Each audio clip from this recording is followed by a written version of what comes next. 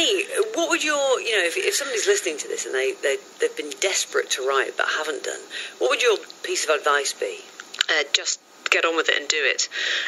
Be very, very careful about looking at what's out in the market. Jo and I did research well what was in our genre, what other books were out there, and made sure that we were offering something that we feel is fresh and unique. So don't just write what you want to write. Well, some people will always write what they want to write, but then they may be disappointed that it's not well received or it's not selling well, because there's a lot of books out there that are like it. If you're just following your passion and you have this book you want to get on the shelves, then by all means go for it.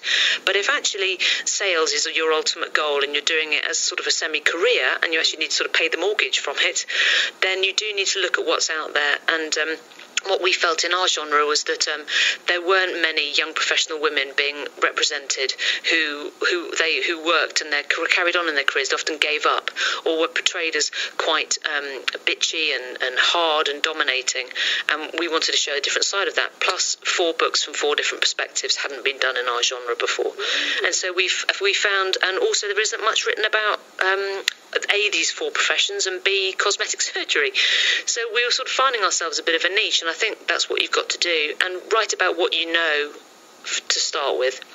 Putting yourself in 17th century Paris when you've never been there is quite hard work. It's a stretch coming from Macclesfield. Yeah. Whereas we're writing about professions we've lived and worked in for 15 years. So it was easier for us to create a sort of authentic backdrop to the stories. Yes. No, that's very good advice. Although I have to say, are you the accountant, Penny? I am, yes. Yeah. It's when you say go out and research your market. Yeah, that came from her. Yes. It seeps out of you very pores, Penny.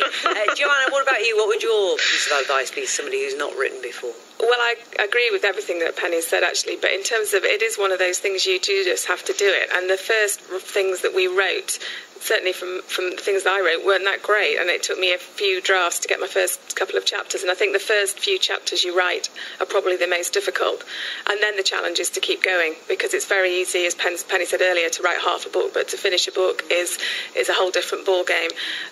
But also to take advice and to read around the subject. When we read a lot of how-to manuals, and probably the best one we read was Stephen King's book on writing, and we read that and distilled that and discussed that a great deal before we even set pen to paper. How interesting. Well, I wish you both the very best of success. Thank you so much for coming on and talking to us. Thank you. Penny, have you had any plastic surgery? No, I haven't. But researching the industry hasn't put us off either. I think what it's taught us is you have to be very, very careful, and there are a lot of other things you could do first to make yourself feel better about yourself if that's what you're trying to do. Yeah, blanket over the mirror. Yeah, and for a lot of people, just looking after themselves, being fit and healthy is part of the equation. But we never say never, but do be very, very careful. And also, when you're budgeting for it, it isn't just about what it's going to cost you now, because the other thing we learned is that most people, when they go into it, you're then in a cycle, and therefore you're going to need something else probably in 5 or 10 years' time. Or if you start with Botox, you're in for £1,500, £2,000 a year. Are you always going to be able to afford that? And if you want to save for a house or get married and your circumstances change, can you afford to give it up and slip back to how you used to look? Crikey, can you imagine that? Listen, honestly, Penny, there's the accountant coming out at you again. But I'm listening to that and I'm thinking, I've had the Botox, Penny, and I'm thinking, crying out loud, if I run out of money, I could age overnight. Yeah. All of a sudden, I could be in here looking like a fresh-faced 51-year-old, and then tomorrow, who knows, if the money all dries up, bang! It did drive overnight. It did drive some of the worst stories that we found out was that people who had tried to save money by, say, going abroad and then didn't have the aftercare or the support here back in the UK, and then had really struggled when they developed problems. Good warning, a good cautionary tale. Joanna, what about you? Have you had any plastic surgery? No, I haven't had anything done, but I'm a bit like Penny. Some of the research does put you off, but we read lots of success stories too, people who'd got real confidence issues and done their research properly and gone to the right people. And I think that would be, if ever I were to consider doing anything, that's how I would approach it. I would make sure I found a proper consultant, surgeon, and made sure that I spoke to him or her several times before I had anything done, and as Penny said, I made sure I had the money to have any aftercare that I needed, and then to do whatever tweaking needs doing, because inevitably you read most of these stories, people go back 10 years later and have something else tweaked or amended. I'll tell you what having Botox has taught me is that you don't get rid of problems. What you do is you swap one set of problems for another. Yeah. So you get rid of the crow's feet, but you start using other muscles. Yeah. And get other wrinkles elsewhere.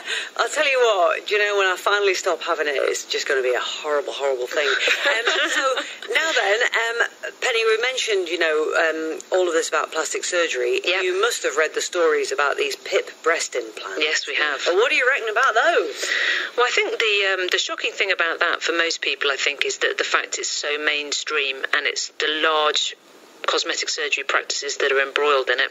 This isn't some backstreet story about people who've gone somewhere dodgy and not done the research. Many of the women will feel they did exactly what Joe suggested, which is they did good research, they went somewhere reputable, and they've still ended up with the problem. So I think that's what will frighten a lot of people from this story. And also the mixed messages is just unhelpful when you get one policy in one country, another policy in another country, and as an individual, you're just saying, I just need the best advice. Joanna, what do you think? Well, I agree with Penny, and I just feel very sorry for the ladies who are walking around with these inside them thinking, I can't afford to spend, I think it's £2,800 to go privately and have them removed, and that's without having anything else put back in again. I think it's scary, really. One of the interesting points that was made by them, though, is that they were licensed products. Yeah. They were products that had been licensed for use in the UK, and so that's even slightly more worrying. It is, because you've no way of knowing then, have you? It makes everybody very sceptical about all sorts of things in it, and not necessarily things like breast implants, but who knows, we could discover in future that the same thing applies to anything. I'm thinking of hip replacements, knee replacements, things like that have been authorised for use and actually are substandard. It's very interesting talking to you, ladies. Thank you so much, really appreciate it. I'll look forward to reading the books and seeing the series on TV. And also, Penny, I'll be keeping a very close eye on both you and Joanna. I will know if you've had anything done. I will know. You'll know. Absolutely. I'll go, we will own up. I've interviewed them. They were quite flat-chested. I promise you we'll be owning up. And you will be able to look at me on telly and go, my God, that woman's aged 20 years in about a fortnight. She's clearly run out of money. Clearly, the cash should stop rolling in. We'll go instantly. Thank you so much. Thank you. To both of you. Great Lovely fun. to talk to you. Penny Avis and Joanna Berry talking to you here on BBC Radio Manchester. Never mind the Botox, the series of books that they have written. It's BBC Radio Manchester 95.1 FM. I'm Heather Stott, and at 9 o'clock this morning,